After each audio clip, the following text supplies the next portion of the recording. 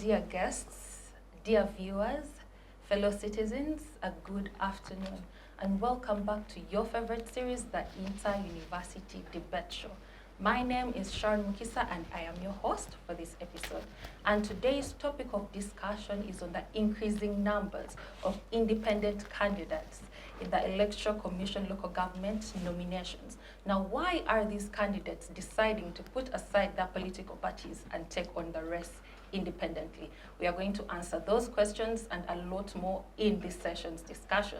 Now, with me, I have a panel of guests, and they are educators, they are advocates, and most importantly, they are students. So in no particular order, allow me to introduce them. From the farthest is Bolibo Moses, who is from Makerere University. We are very happy to have you. I'm very happy to be here. Thank you very much for joining us today. And next, the lady on the panel today is Betty Takali, who is the Deputy Speaker of the Guild Government at Uganda Christian University, Mukono campus. Privileged for you to be on the show. Thank you for having me. Thank you so much for joining us. And next is one who has been on the show before a couple of times, who is Tamale Nkoyooyo Ivan. We are happy to have you. He is the president of the Launchpad Debate Club at Uganda Christian University. Thank you. Happy to be Thank here. you for joining us today. And next, but certainly not least, is Kaka Andy Angel, who is coming from Kyambogo University, and today he is joining us on this panel. We are happy to have you. Thank you for having me. Thank you for joining us. So, dear viewers, that is our panel today. And before we dive into our discussion, we understand that right now a lot is happening in the electoral process. Nominations are ongoing and many people are showing interest in taking up positions.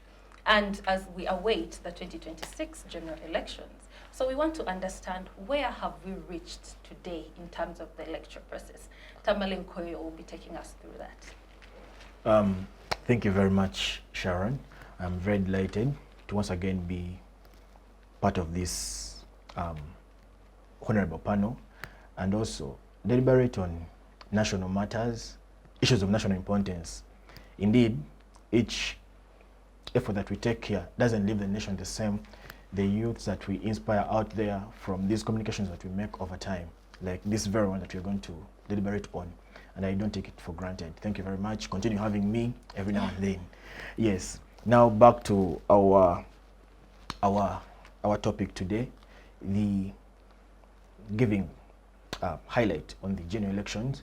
The Electoral Commission is moving or taking steps pursuant to Article 61 of the Constitution that gives it power to organize elections every after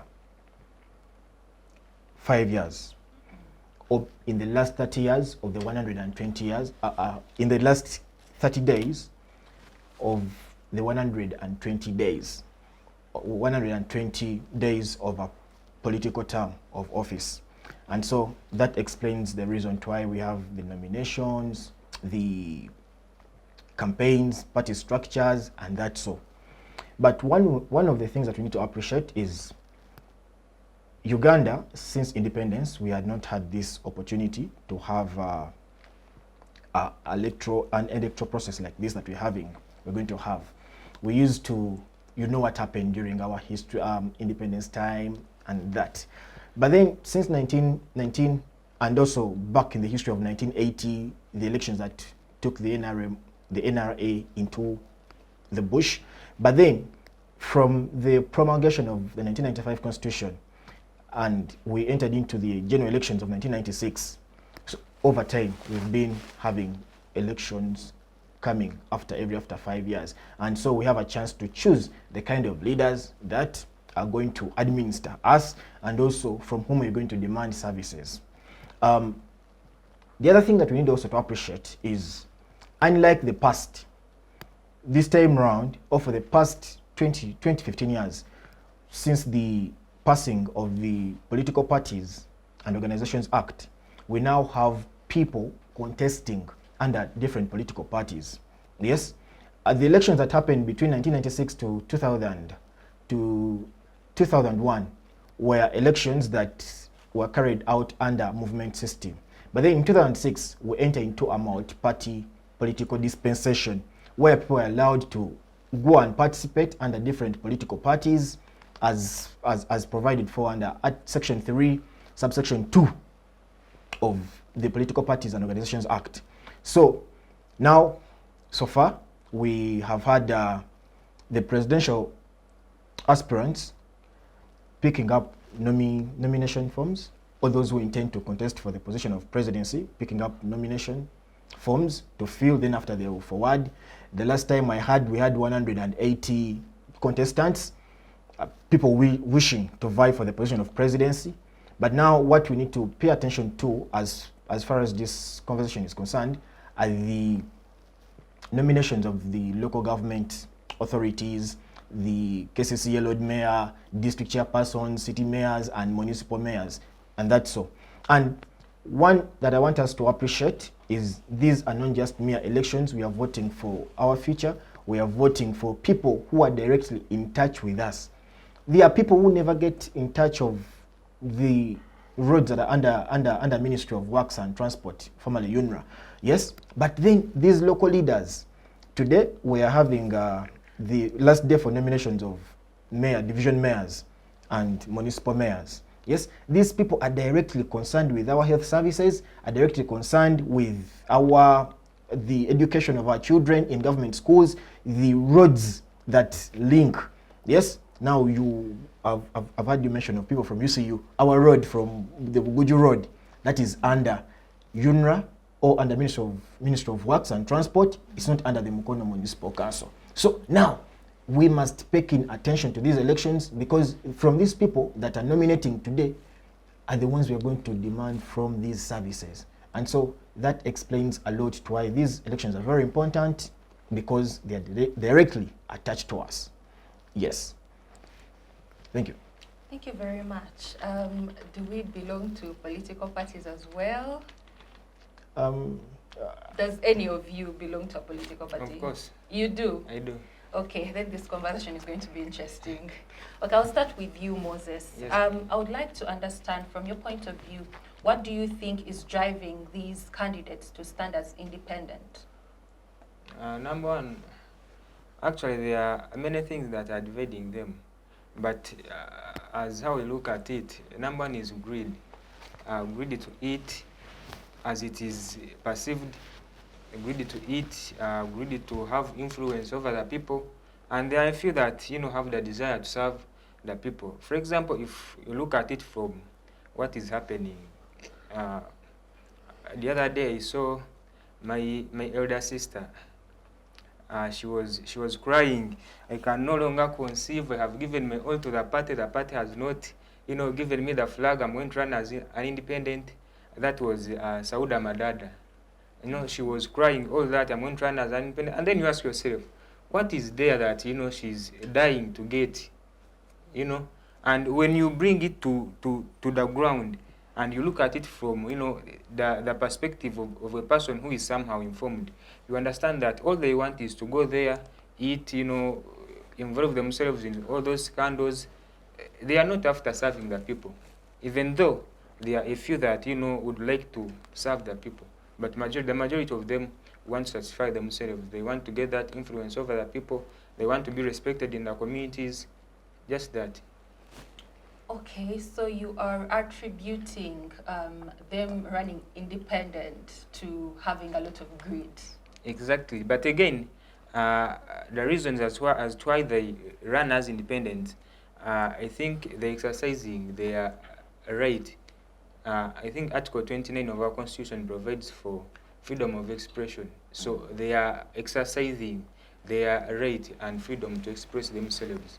The Constitution provides for them to express themselves, so they going to run as independents, it is their right. So okay, thank you very much. That's an interesting point of view.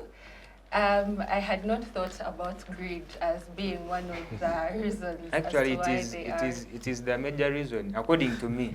Don't you feel like some of them have genuine intentions? They feel like they have been cheated at primaries, and they feel like they are the best candidate or that position, that is why they go ahead to support their people. You see, to stand for those positions. You see, long in the days, I used to play football. But when you are playing football and you have reached the final, you are two teams. You go into the field expecting either to win or to lose. So when either happens, you have to bear with it. So if you knew, like for example, for Sauda Madada, she had an opponent, not one. So if you knew that you are not one and you are going to lose, why do you participate in a party exercise? You just leave it and prepare to run as an independent, maybe. But the moment you show interest in a party exercise, it means that you are ready to agree with whatever outcome and decision that the party takes. So if the party has said that I have given the car to this one, even though I do not like her or I have better chances of winning, as long as they have shown interest in the exercise of the party, there is no need for me to say now, because I have not secured the ticket, I will have to run as an independent. The people are asking, the people want me. No. You just back down and support the candidate that the party has chosen. Simple. Okay, so I don't know much about football because you have related this to football. But what I'm trying to understand is that in a race, for example, like primaries, yes, would have so many factors that would maybe slightly change the results that would expect to get. Factors like corruption, lack of transparency. I don't think it would be the same in a football match. I think in a football match, it's either you're going to win and everyone can see it. It is very, very clear. Yes. Even in the political parties, like for example, as you saw in the NRM, those that lost, there was a tribunal that was set by the national chairman, where those that were aggrieved had to run and bring the evidence so that they did not lose genuinely.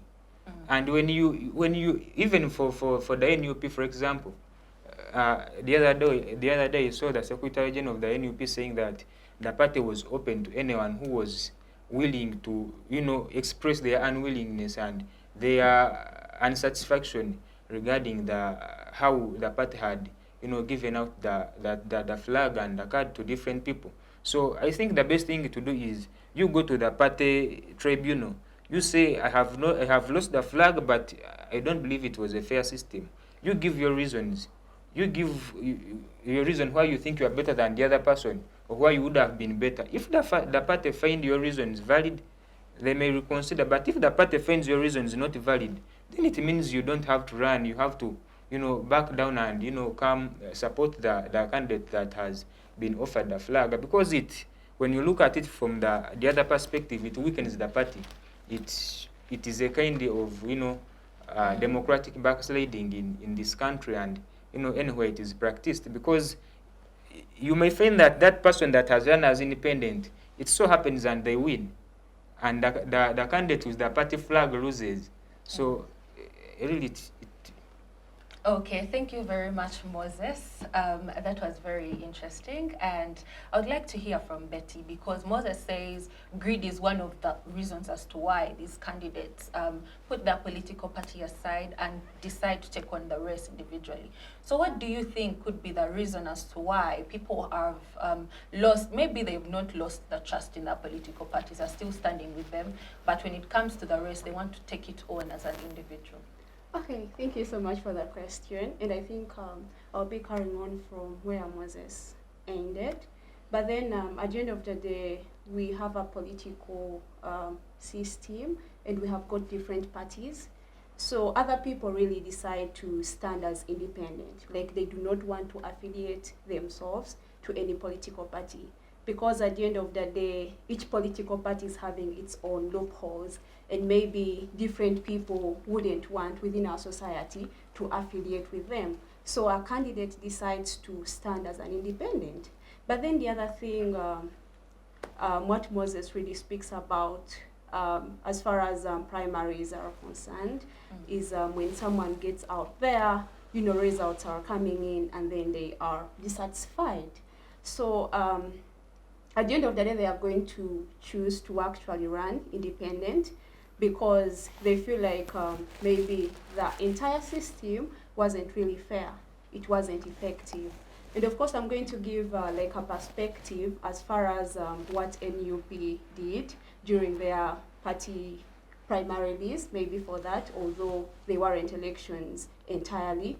So from the information that I've been in position to hear from the different leaders within the party, they were using different selection criteria. For example, they go underground and then they assess how much support is this person having, and also maybe their leadership track record and things like that. So they based on that to really, give someone a party card or a flag to represent their parties. But then at the end of the day, different individuals, of course, will always question the selection criteria, you get. And I think one of the reasons is when our parties fail to give a rationale why a certain individual has then been in position to be given a card. I was hearing previously, I think I read it on X, when he wanted to stand for mayor. I think he's Latif Sebagala. Yeah. He's also intending to run as an independent, and he was dissatisfied in a way that for him, like, the party didn't go on ground to actually ask the people whether it's him that they want or not, you get. So at the end of the day, if the party does not give a rationale as to why a certain individual has then been given a flag or a card to represent the party, then people will always have questions. But also maybe talking about greed, really. Of course, we have national interests vis-a-vis personal interests at the end of the day. So, and as someone really goes into an election, they feel they have the capabilities to really run, and they feel they are the right choices. So at the end of the day, maybe if they are not given a flag, their personal interests may triumph over the national interests or the interest of the party.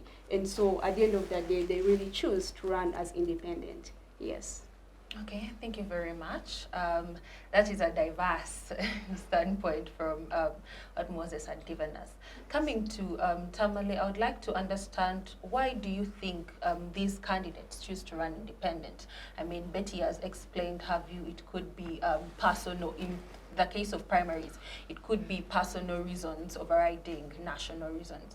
So what do you think is the reason as to why people put aside their political flags or their political parties and they decide to take the rest on independently? Thank you very much, Sharon. But before I answer your question, allow me also congratulate our panelists here. One is Natabi Margaret, got nominated yesterday as the Mukono Municipal Youth Councillor, and Kamoga Bruno for Nakawa Institutions. You've had them here several times. We congratulate you, comrades, and wish you good luck. Go to the voters and please, may you win. And back to the question of why people choose to go for as independents against their political parties. My view, we need to look back to where we're coming from as a country and to where we are today. Political parties, in their real sense, are not our thing as Uganda. And for any reason, if they're we're just growing into the spirit of multi-party politics and that. One will pose a question like, we have had Democratic Party since 1954, the UPC 1960s. Well, why then would you say that over those years we have not developed a spirit of multi-party dispensation, of multi-party politics for people to decide and run as independents?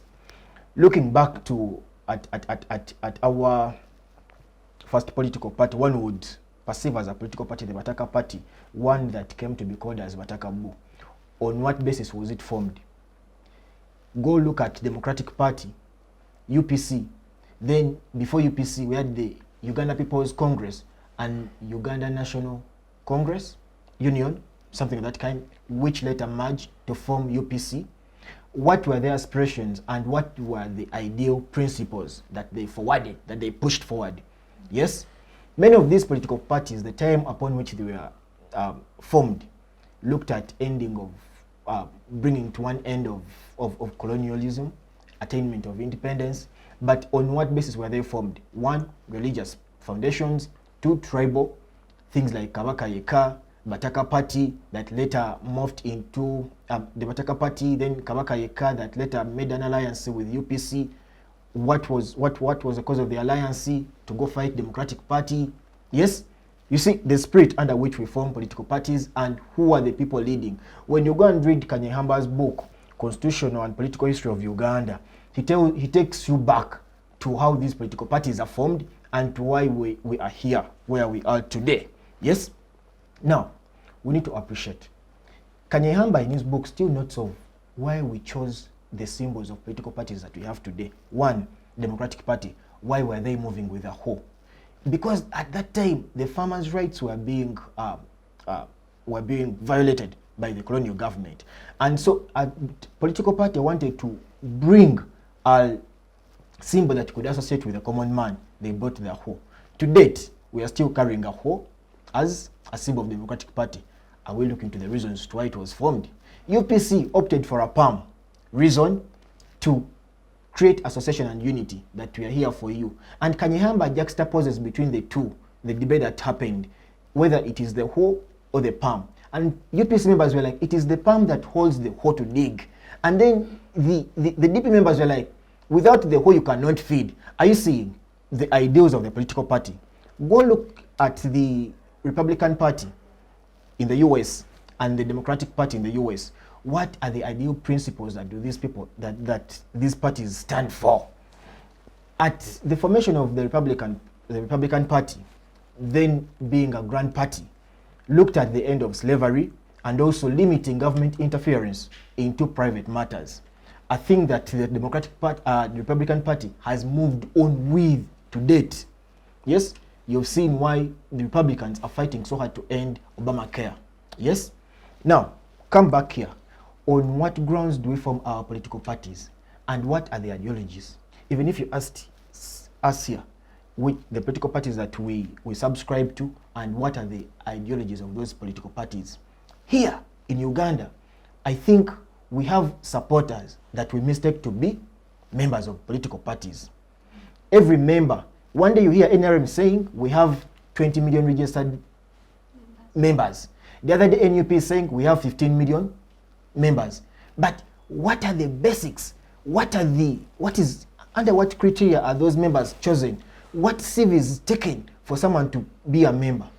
Before Democratic Party being where it is today, we used to have membership being sealed. That one has a life membership card. The likes of Lulu Mbaiga, the likes of Elias Rukwago were members, permanent members, the likes of Kawanga Semogeres, because they knew the ideals of the party, they knew the ideology of the party, and they stood by truth and justice in their aspirations.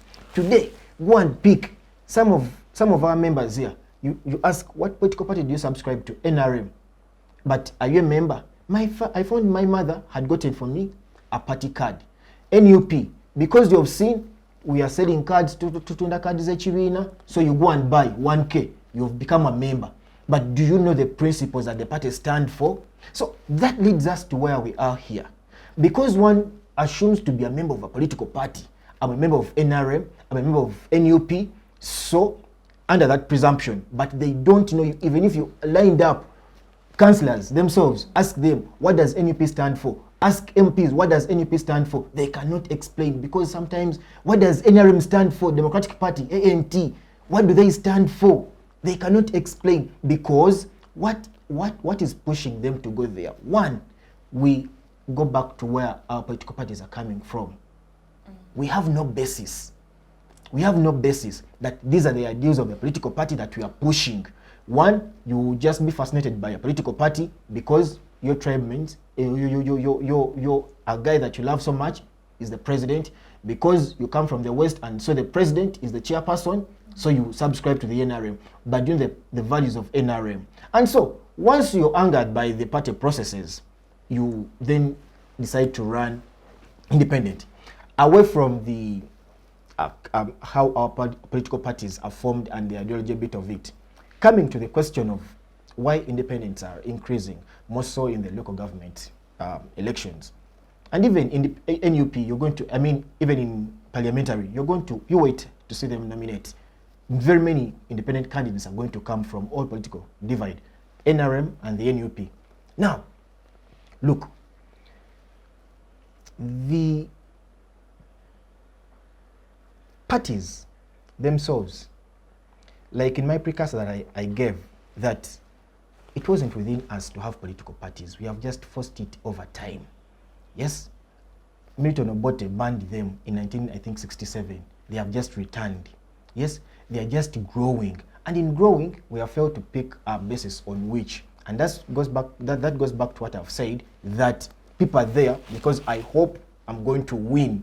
If I'm for NUP, don't think all the candidates that are fighting for the NUP ticket or NRM ticket in the other areas are there because they love NRM. Are there because it's only a vehicle they can use to attain their political ambitions. But if it weren't that, it weren't for that reason, there would be other political parties that they would subscribe to, or even if not, go as independents. So, what is lacking in our political parties and what has led us to where we are here is we have failed as we, the people, to distinguish who a party member is from a supporter. We mistake supporters for party members and so move to that. The Democratic Party, if you followed the elections of the US over time, when Barack Obama went into the Democratic Party primaries with McCain, was I think at first he ran with Hillary Clinton. Even if you're won in a party primary, you know there has been a credible process through which I have lost, because there is a defined number of party members. There are 200 members are the ones going to vote. People here, we are over mentioning NUP, but we have not looked into the NRM. Go and watch videos of NRM primaries, parliamentary, which people were voting. Kids of 11 years were in lines, and they were counted as voters everywhere. Are those party members? Party members must have attachments. And it now gets back to where we are here. They must have a contribution they give to the party. Yes? Now, here, because you have the card, you subscribe to be a member. Once you're dissatisfied with the process, then you want to run as independent. The other thing that we need to appreciate as I conclude are the internal processes within the political parties. You as NRM, you as Democratic Party, you saw when DP was in Mbarara, the election was manned by the military. The contestant, the person that was contesting against Honorable Sebamala was contesting against Norbert Mao. If you go back and watch the videos, the way he was treated. Yes? So this is in every political party, DP, NRM, and everywhere, except for these other ones that are just coming up. And also they must be cautious of the kind of members they are admitting. Someone is running to PFF because they know they are going to get the party card there. You get? But what values have you taken as the party that our process is going to look like this? We have registered members, and these members are the ones who are going to vote for party candidates. Someone will know that in Machinge East, these are the delegates from which I must campaign. And once I lose, I have honorably lost. But then, you don't force me to go into primary elections. Line up, before I know, I'm seeing kids of 13 years. Before I know, someone says we visited the ground, but the ground, you cannot ask anyone, who's the ground? So is the ground just assumed? Yes.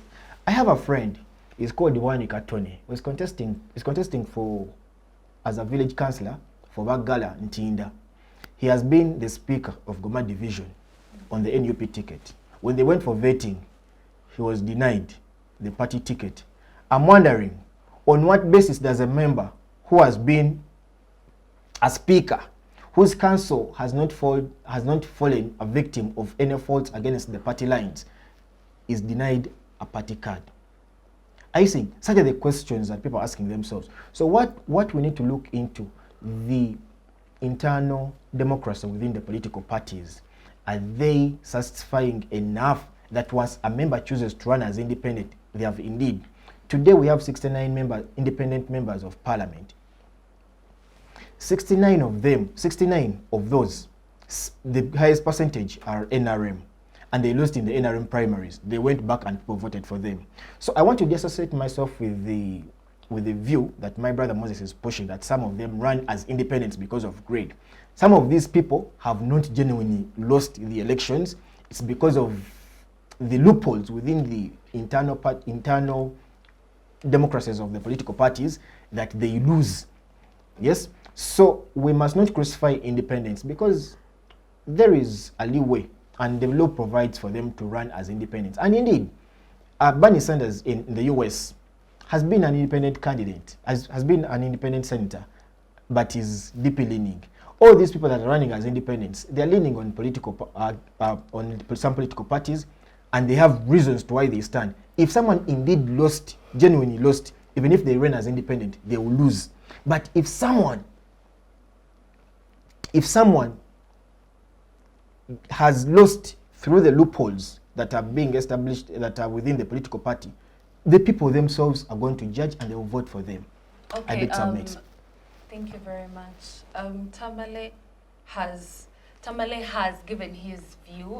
It is that different kinds of loopholes that are within these political parties that may cause these candidates to rather run independently. So as they have shared their views, some of them are saying it could be greed, or it could be personal interests overriding national interests, or it could be the loopholes within these political parties where a candidate does not accept that they have genuinely lost, and they believe there is much more to these nominations that come up within these primary parties. So coming on to Kaka, I would like to hear your view on why do you think candidates decide to run independently? I think I'll just first start by disagreeing with what he said. The aspect of there being no basis for parties being formed. I think the basis is there, but the basis that exists is actually flawed. How? Most of these political parties are formed because they know probably if I get a member of parliament into parliament, I'm going to be part of iPod and probably make some money. Again, even when you disagree with the fact that these people are greedy, I think personally, right, we need to look at what the politics of this country has become. I think it has become for the affluent, right? That's why you see State House becoming a family business. That's why you see the people that are associated with someone like Bobby Wine or the NUP party, most of them, the two things that happen, they're either related to him or there is some tribal aspect associated with it. Most of the time, I think the basis for these parties being formed most of the time, and like I talked about the politics, it's because people know that politics has money. People know that even when I become probably an LC1, I have a little bit of influence. I can influence someone down there in the village when I'm an LC1 to give me something or to be nice to me. I think the aspect of there being no basis is just flawed. But anyway. But Kaka, do you think that then relates to the greed that he has talked about? Because when you talk about if I get into this position, I can influence, then that is personal reasons as to why you want I think also I agree with that. There is an aspect of greed that is associated with it. But also, I choose not to only look at the greed, right? I choose to look at their personal egos most of the time. When you go to contest as in a party, even when, and I agree with him, the parties that are formed, because they're not formed on like very strong positions, they just formed because I want to make a little bit of money, because of greed, because I want to have influence.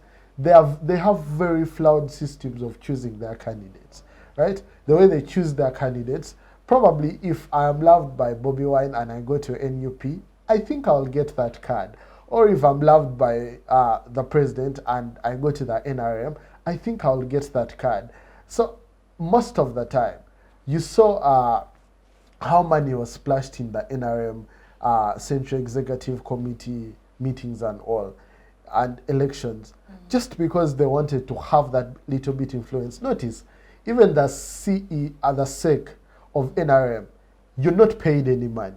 You just go there because you want to serve the party. But why were we seeing people throwing bags of cash just to get into those positions? One, because they have influence. They know that when you go somewhere, you can instruct the army, you can use the military. If probably I'm a vice chairperson for Eastern region, Western region, still they know that influence comes. But I choose not to look at it that way.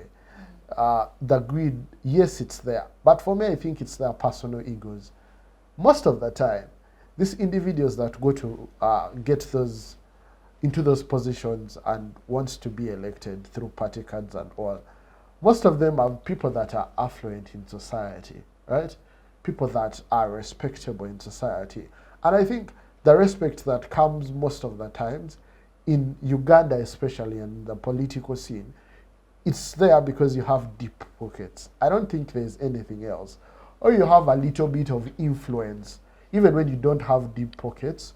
But I think the two still remain related, deep pockets and having influence. I think most of the time when they go to those cards, and listen, most of these people that are affluent in society and have the money and all, they have a personal ego that if bruised, right, they wants to make a statement. They wants to like be a reason as to why, oh, I think even when you said I lost, and like you said, those systems are very flawed. So it's hard for them to accept that they lost. They'll still go in there and wants to make sure they probably get those gets to parliament or gets to be the mayor of a city, and they're like, okay, I think we are there. And for me, that's basically it. Even when we talk about greed, even when we talk about political ways how we choose these candidates, I think most of the time, it's their egos. If their egos are bruised, they want to prove a point. And that is how most of the time, Ugandans are petty. For me, I think they're just as petty as that. Because if you think you deserve, and they have this arrogance, right? Of I think I deserve to be there. Not going through the entire process or something. Yes. They think they deserve to be there. They think because they have deep pockets, the money should buy their way into probably getting into those positions. That for me becomes a problem, and it still goes back to the aspect of ego. If it's bruised, they want to prove a point, and that's basically it. Yeah. Okay, thank you very much, Kaka. That has been his view on why many candidates are deciding to rather run independently instead of attaching themselves to the political parties. We have had the views of everyone on this panel, and we cannot wait to hear your views. Why do you think these candidates are deciding to put aside political parties and instead take on the rest individually? What is your view? Down in the comment section below. We are taking a 5-minute break, and we shall be back. Digital rights are those human rights and legal rights that allow individuals to access, use, create and publish digital media, or to access and use computers, other electronic devices and telecommunication networks. Digital rights include a right to freedom of expression, information and communication through technology, a right to privacy and data protection, a right to credit for personal works, a right to universal and equal digital access, a right to identity, a right to anonymity, a right to be forgotten, and a right for protection of minors, among others. The state's digital rights are frequently violated through various unfair actions, for example, blockage of websites and social networks, theft of credentials, unauthorized use of people's data for personal gain, privacy intrusion, online censorship, arrests and intimidation of online users, internet blockages, and the proliferation of laws and regulations that undermine the potential of technology to drive social, economic, and political development worldwide. It is hence every citizen's responsibility to respect rights of other digital users and to speak out or report to the responsible parties when one's rights are violated.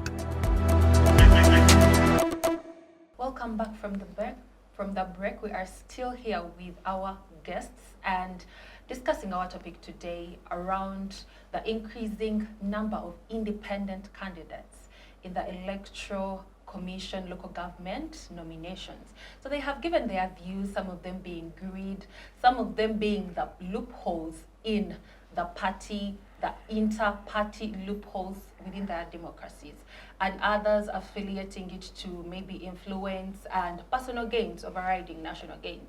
So we would like to know what you think is the reason as to why candidates are choosing to put aside political parties and rather taking on the rest independently. We are going to continue with our discussion today, starting off with Moses. And with Moses, we'd like to understand, you mentioned that you belong to a political party. Yes, I do. Which political The Alliance party? for National Transformation. Amazing. So we are happy to have at least someone who subscribes to a political party. So my question to you would be, you had told us about why you think people are deciding to rather go independently rather than carrying on their flags. And one of them you've mentioned is greed, among other points that you mentioned. So I'd like to know from you, don't you think people putting aside political parties is going to affect the party dynamics? How is it going to impact these political parties? Is it in a positive way? Is it negative? Are people losing trust in political parties? Where is Uganda heading after this? It's either. It does impact the political parties both negatively and negatively, but to a larger extent, it impacts them negatively. One, like I had mentioned earlier, it does weaken the political parties. Like, for example, if the party has issued a flag to someone, and then a member of the same party runs against the person who is holding the flag and they win the seat, which means it is that the party has not won that seat. It is an independent candidate that has won, though is leaning on the party. Again, it creates indiscipline in the party, as in it becomes a norm. Like, for example, like I did mention earlier, that you'd set run as an independent, and then someone else, you are contesting here in Central, you run as an independent, then it will you will influence someone in the North to do the same, even someone in the Eastern region to do the same. So it becomes a norm among different members of the political party. And then the other question you asked, what was it about? I'm sorry to I had asked how will this affect the political parties? Is it positive or is it negative? And also, where do you think Uganda is heading after this? Are people losing trust in their political parties? Well, you may say so. People are losing trust in their political parties. Like my brother here did put it in his submission, that when you look at the processes that different political parties follow to get their candidates, really people lose trust in them. For example, the National Unity Platform, the method they use to get their candidates, no one knows how they come up with the candidates that they present to the country as their official flag bearers. Because for them, what they say is that they consider 40% the question they ask you when you go to express interest, and then 60% ground. But we have heard from numerous individuals saying that they have never seen officials from the political parties to the ground to ask them about the candidate they would rather have to represent them in, let's say, local government or parliament. And the party, the following day, announces that we have given this party our flag, we have given this one. So the system is confusing. When you go to the NRM, the chaos that is always there whenever they are getting their representatives or their flag bearers. The other day in Zimbabwe, you in the build up to the primaries, you saw someone that was killed, and one of the candidates, I think it was Sechikubo, said that the bullet was intended to take his own life, but unfortunately it is someone else that died. I'm saying unfortunately, so even the same happened in Western Uganda, where the Minister of Finance, I think Minister of Finance in the finance docket, Henry Musasizi, he was filmed shooting live bullets in the air to intimidate the people to vote for him, and he managed to secure the flag amidst all the intimidation and chaos that existed. So yes, people are losing trust in their political parties, but again, there are political parties that are doing a very great job in getting their candidates to represent them in different areas like parliament, local government. One of the political party I'm going to mention is not because they belong to it. That is clear now. The Alliance for National Transformation, because when you look at the criteria that the ANT follows to get its candidates, because let me say this, and it should be on record, the ANT has, rejected even some of the candidates that have come, showing interest to hold its flag, because looking at their integrity, what they have been doing, and all that, they say no, because of our values, what we believe in as a party, depending on your character, you are not fit to hold our flag. You get? Yes. So really, there are some parties that are doing wonderfully well, and in the future they are going to be very great parties, and people are going to really do believe in them. I was telling you about the ANT, the criteria that the party follows to get its candidate. For example, I'm not going to say that we hold the primaries or what, because we don't have those resources. We are not a party in government, and we have not been in the political space for quite a time. But the criteria that we follow, I and my sister here are vying for the same spot, and we all want the party flag. The ANT will look at the capabilities of a person, the integrity of a person in the community, the activities that you have done in the past, and they sit you down, they say, because we have, analyzed both of you, Moses has done this for the party, has been the party for this long, and you have just joined. But you can do this better, you can do this better than Moses, in this area you are better.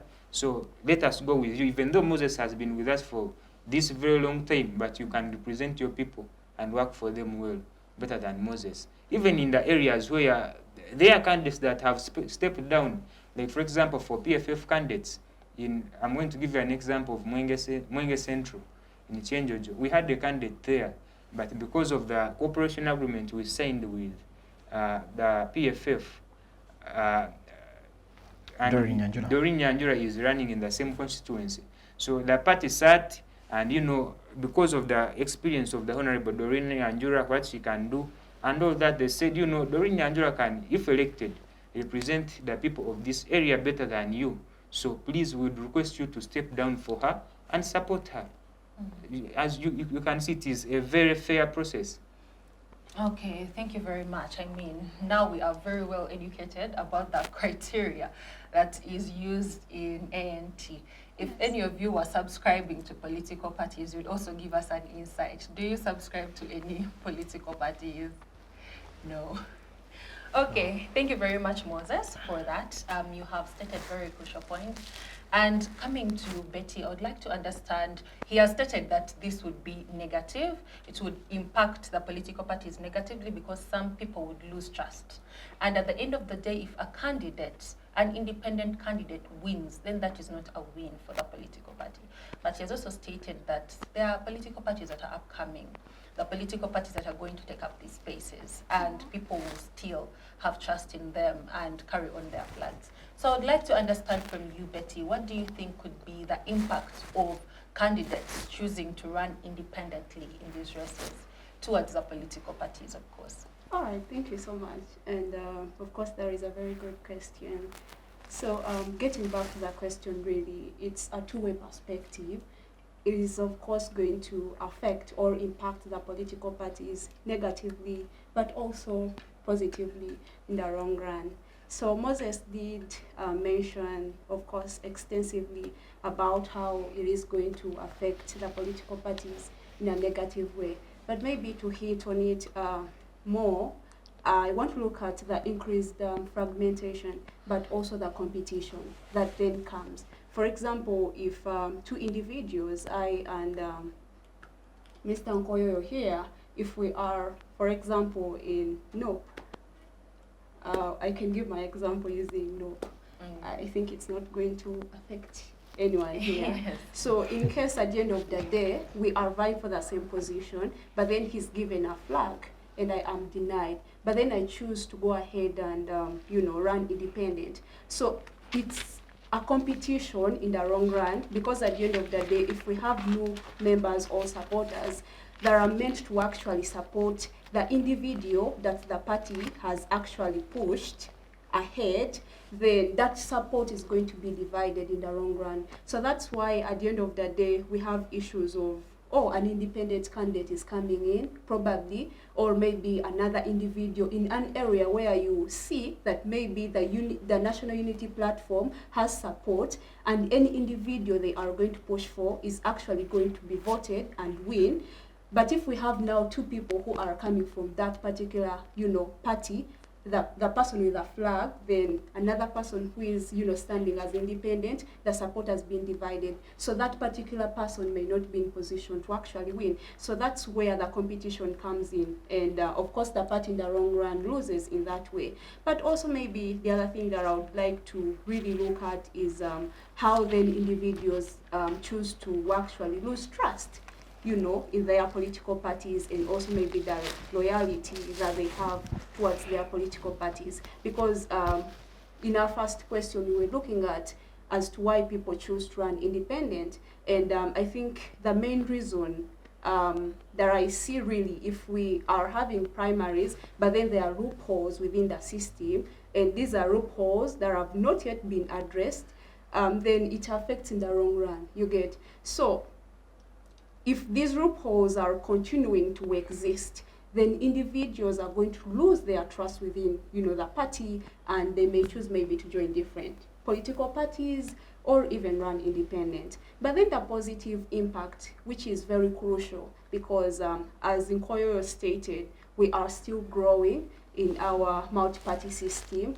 and I think lessons are really very, very important as we keep on growing. So if such things happen, at a point like this, then what lessons are we taking as, as political parties? And I think the most important thing is then to come up with a system that is transparent, one, but also that is effective and efficient. That at the end of the day, even if you decide to give a particular individual a ticket, all to be your flag bearers, the rest of the members or the rest of the supporters are going to concur with it. And I'm going to hit on just one aspect. I said I'm going to use the National Unity Platform. When you look at their MC, some of the individuals on, on that committee are also running for, for the positions to actually hold the flag for the party, you get. So at the end of the day, we shall have things like conflict of interest, you understand. So the lesson that they really need to take is to come up with a system that is effective. If someone is going to run for a position, if they want to vie for a position, then they shouldn't be part of a committee that is going to be maybe carrying out the vetting and things like that. And I think for me, there is a very big lesson for them. Thank you. Thank you very much.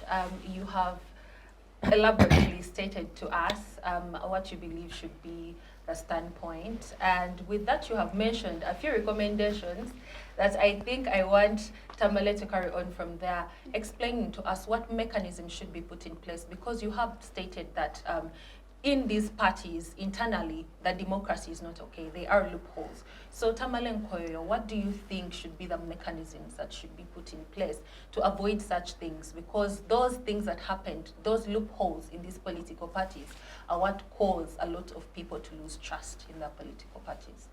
Thank you very much, Sharon. But first, my senior colleague, Honorable John Mary Sebofu, Lord Councillor for Nakawa 2, I think, Nakawa 1, something.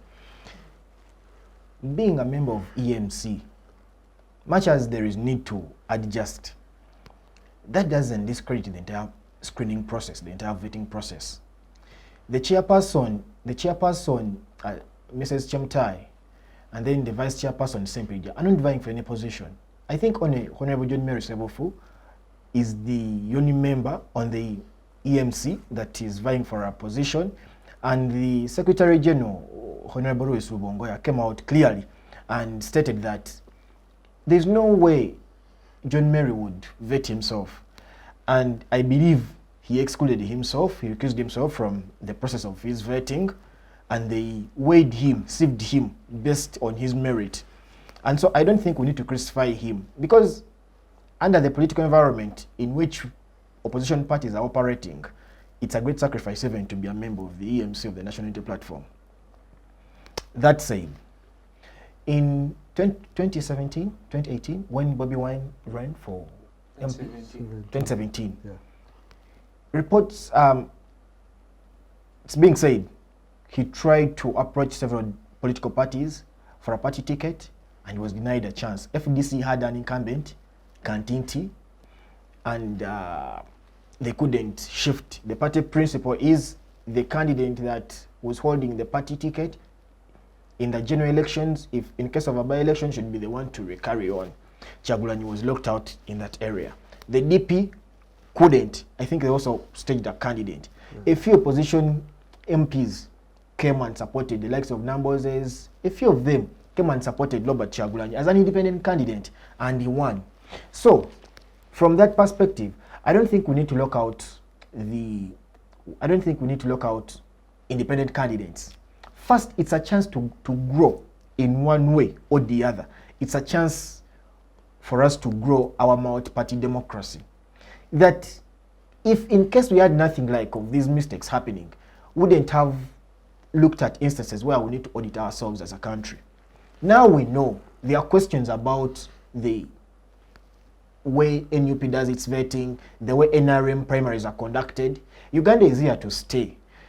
The democracies from which we draw reference, the likes of US, political parties have existed since 1858. The likes of Democratic Party, the Republicans, have been here for that long.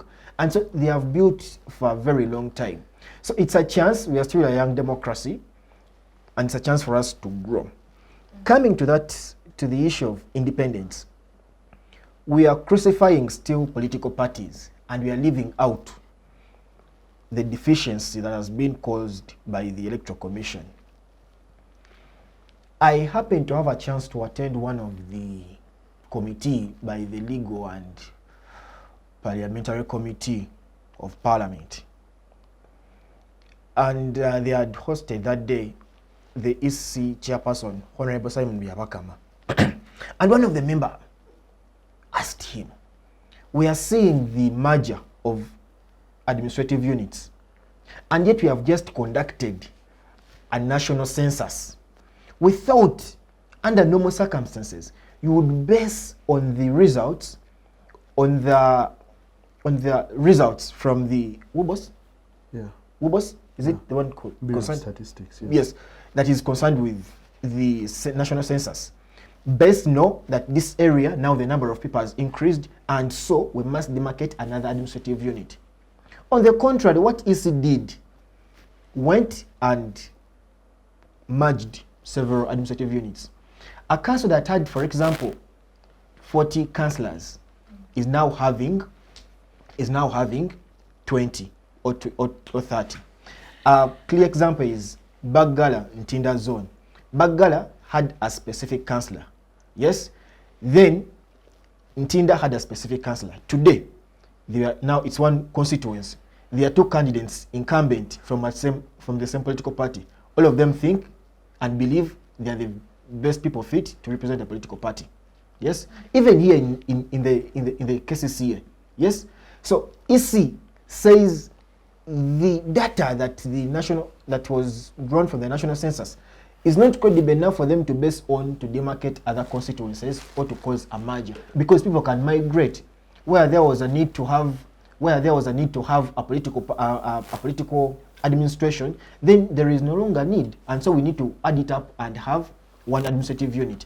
Or now the number of people has grown bigger, and so we need to increase on administrative units, cause another municipality, cause another city. EC has overlooked that, so we're going into an election with odd results of 2014. I think that's when we last had the national census. Yeah.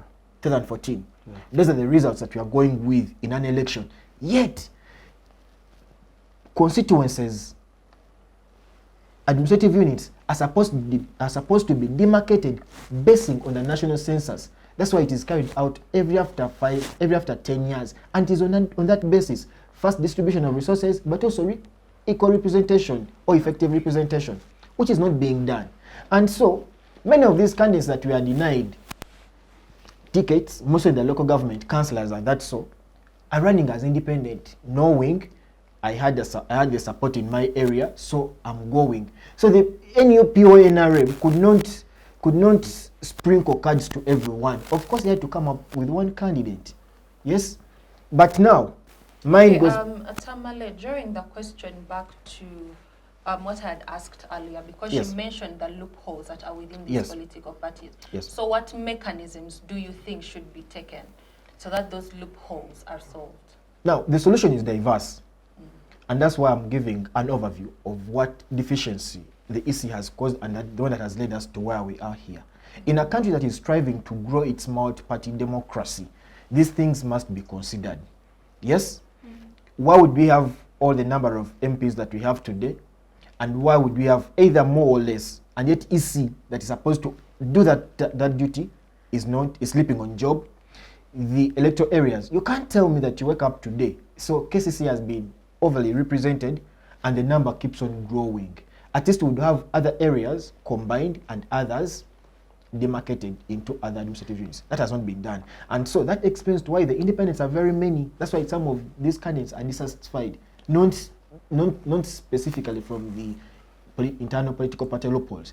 But coming back to your question of how best these political parties can better themselves, like I earlier on noted, that we are growing democracy, but that should not be an excuse for us to act the way we are acting. That should not be an excuse to why you bring kids of 13 years, 11 years to line up behind you. That should not be an excuse to why one fronts a friend in a race, and if the friend is staged in such a race, let there be clear guidelines that are followed through which a candidate is chosen. As political parties, my colleague here, Kaka, noted of, it was Moses who noted of, for us we don't have the resources, that's why we didn't go for that thing of primaries. And so they are looking for the convenience. If ANT woke up one day and it is on the peak like NUP is, or at a time when FDC was or DP was in Uganda, when people were voting, Tunda Chibina Chabeni, we are voting because of Kawanga Semogerere. Now here there will be some people that are voting Chibina Chabobi, Mwagala Kubba Mwana, and then some other areas they are voting because Museveni is there. So once ANT receives such a blessing that is upon NUP and NRM today, they would have, by all means, you will not go into those negotiations, and those rooms under which you negotiate from would be heated up. So we must also feel for the National Unity Platform. First, excuse it for the kind of environment under which political parties are operating.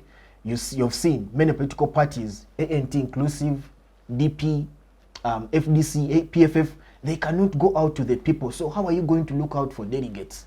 So we need to free the political space, more so in this time when all people are preparing for themselves. We must give people a wide range. We should vote beyond symbols that Kanyehamba talks about in his book, that the DP chose a whole, because people who were illiterate back then would easily identify. They would not ask what DP was standing for, but as long as they saw the whole, they knew that was DP. Now you must open up space.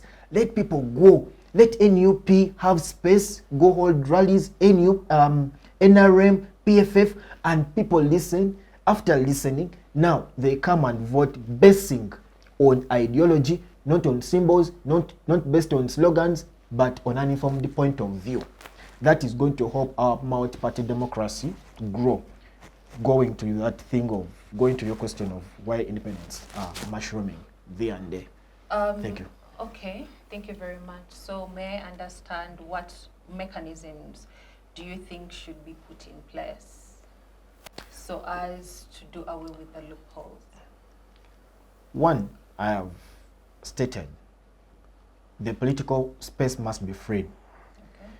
The reason why all this is happening is because some of the people are locked up. Ask if any other political party can have a delegates conference like one that was held at Kololo.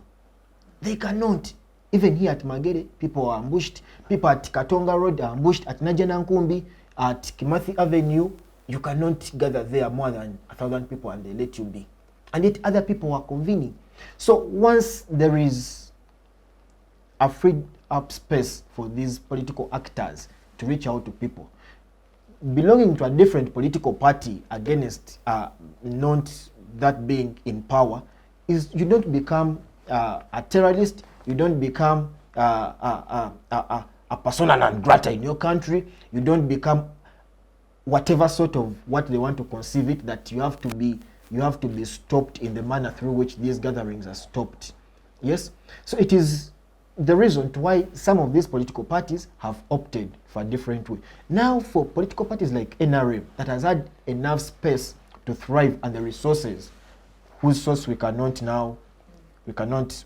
ascertain, how do you live beyond one candidate? How do you live beyond President Museveni? Like ANC in South Africa has lived beyond the likes of Nelson Mandela's. Like Chama cha Mapinduzi in Kenya, in Tanzania, has lived beyond the days of Julius Nyerere. How do you do that? Establish a robust system through which these parties can be financed, that in case you're holding your primaries, someone cannot make a reference. For us, we don't have monies and we have not been in power, like Moses said here. Yes. For us, we have not been in power, so we don't have resources. Meaning, political parties can only thrive if they're in power.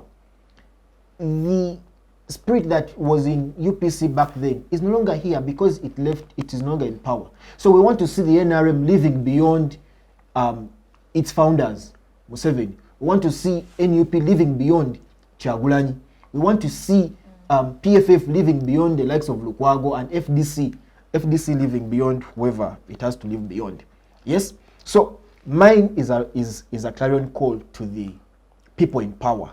Uganda is here for all of us, and the best way now through which we can participate in the leadership calling is having a freed up space under which all political parties are permitted to participate and have a say in the affairs of their country against what is being done to political actors today. The abductions, the torture, and whatever sorts of violations that the state does. Thank you very much, Tamale. I think that has been well elaborate.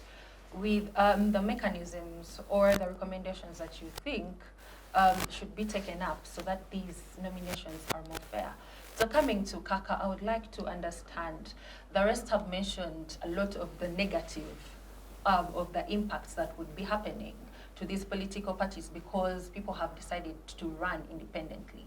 So I would like to know from you, do you think there are any positives at all that would be accrued to these political parties when people decide to run independently? I think with that question, I'll just answer it by talking about the different political parties, the major ones, of course.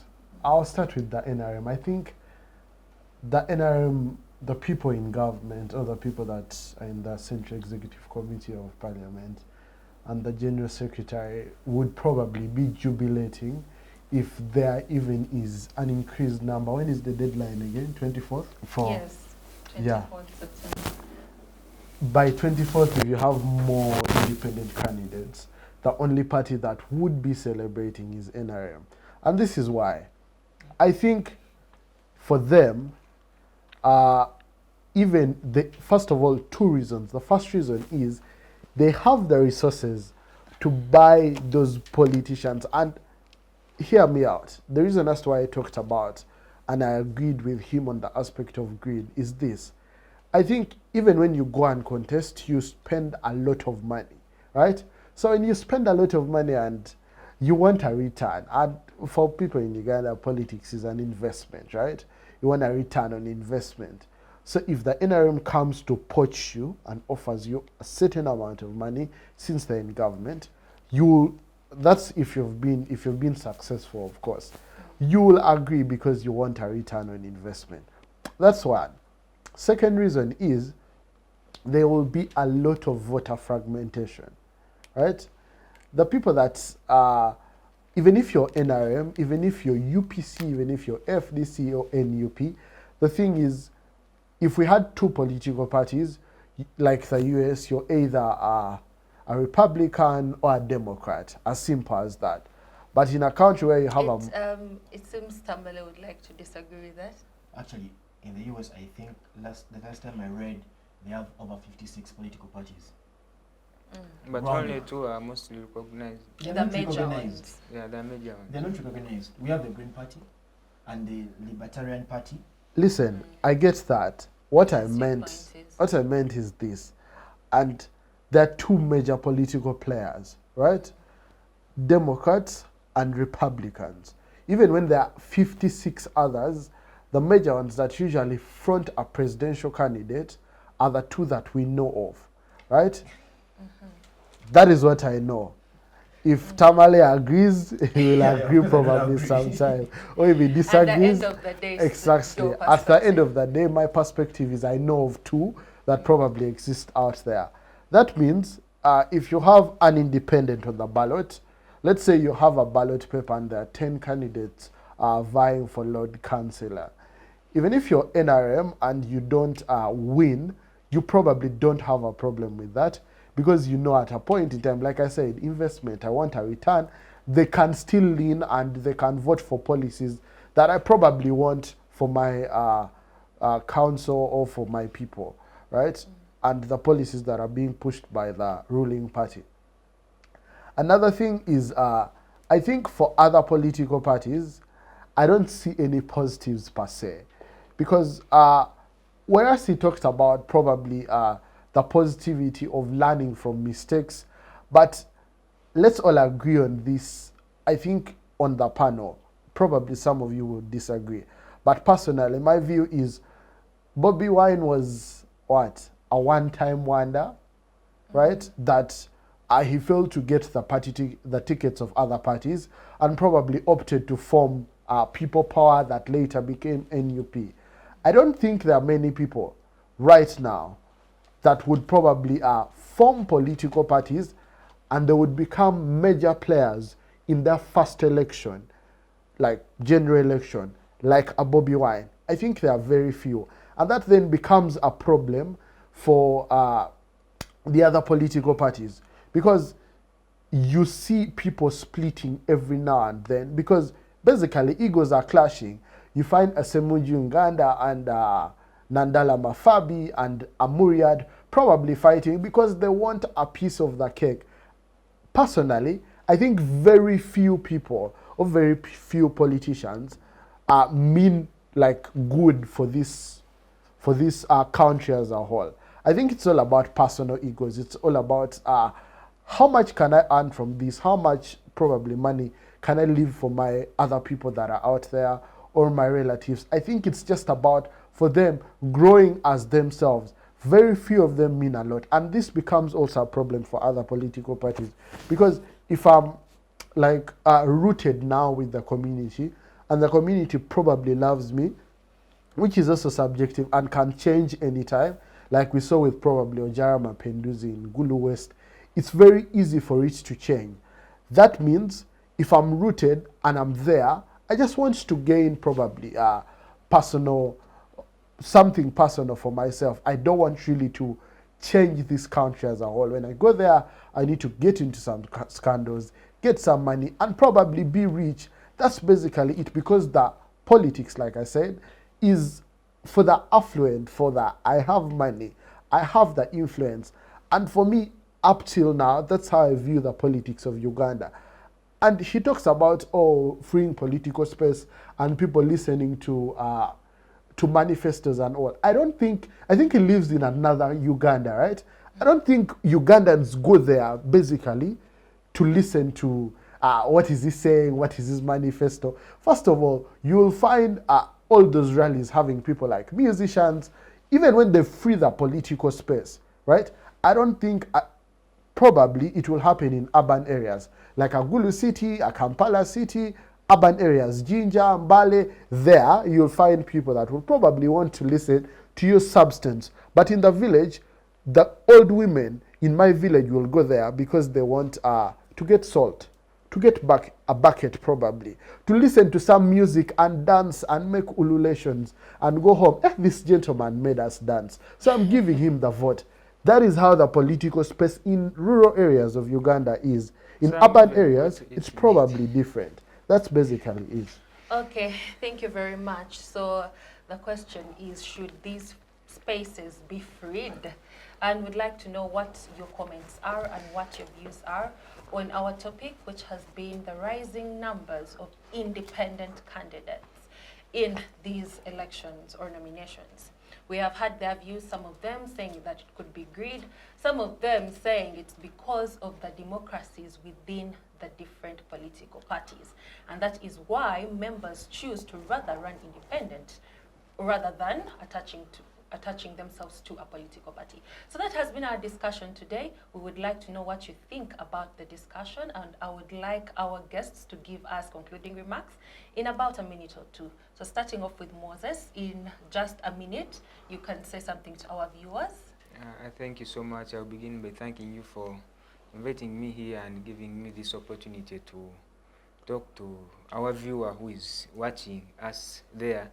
And to the topic, it has been a very great one, and moving forward, a dream of a Uganda where maybe a law will be enacted barring those that have lost in internal party primaries from, coming again to stand against them. Other than that, I thank you all for watching us, and thank you for inviting me. Okay, thank you very much, Moses. I don't know if our viewers also hold the same stance as you. Would like to know as well. So coming to Betty, your concluding remarks in a minute. All right, thank you so much, our dear host, for hosting us today. And I particularly thank you for having me. And about the discussion, it has been a good one, and of course a learning experience. And as I conclude, maybe one thing that I would say to people out there, especially those who are running in different political parties or for political positions, if you know that a political party really has, these loopholes that you as an individual, you do not maybe agree with, or you cannot be satisfied by what they do at the end of the day, then do not participate in their primaries at the end of the day. So also maybe to just say one final thing, of course carrying on from what Kaka was saying, dissemination of information about elections remains very key, especially in rural areas, so that at the end of the day, our grandparents or the people who do not know what is really happening should be in position to get the information, and then they vote leaders that are going to lead them very effectively, that are going to represent them very effectively. But other than that, I thank you. Okay, thank you very much, Betty. That is very crucial. Civic education is really, really important. It's a reason as to why many people vote the people that should not be voted into power. So it's upon us, within us, to educate our grandparents, our parents, and our neighbors as well, so they make the right decision. Because you are here, you are a student, you are an advocate, your voice can really make a difference. So thank you very much, Betty. And Tamale, in a minute, your concluding remarks. Thank you very much, Sharon, for having me here today. Mine is to the viewers, and also telling them that for a country to grow, it takes both the leaders and the led. This burden, or the issues that are being discussed today, don't only fall on the side of the party leaders, on the leaders that you're going to vote for now that you're going for nominations, and next year, between January and February, we shall have new leaders across board. It takes you, the voters, to vote for the right people, to vote beyond slogans, to vote for people who are standing for service delivery, to vote for people whose integrity you're so much well aware of, people that you have really assessed. Vote beyond soap, handouts, cash, like we saw it being splashed. Vote for a person that you're going to hold accountable. After these discussions of political parties, independent or what, it's going to come back to you, the taxpayer. Is your road constructed? Is your hospital, is there medicine in the hospital? Are kids in government schools studying? Are you able to go to the market and purchase with a 10,000 shillings note, or it's of no value? And that runs back to the leaders, the kind of leaders that we're going to vote for. Don't vote with emotions. Vote after you've assessed leaders, and that is going to help us clear away these issues that we're having, whether independence or not.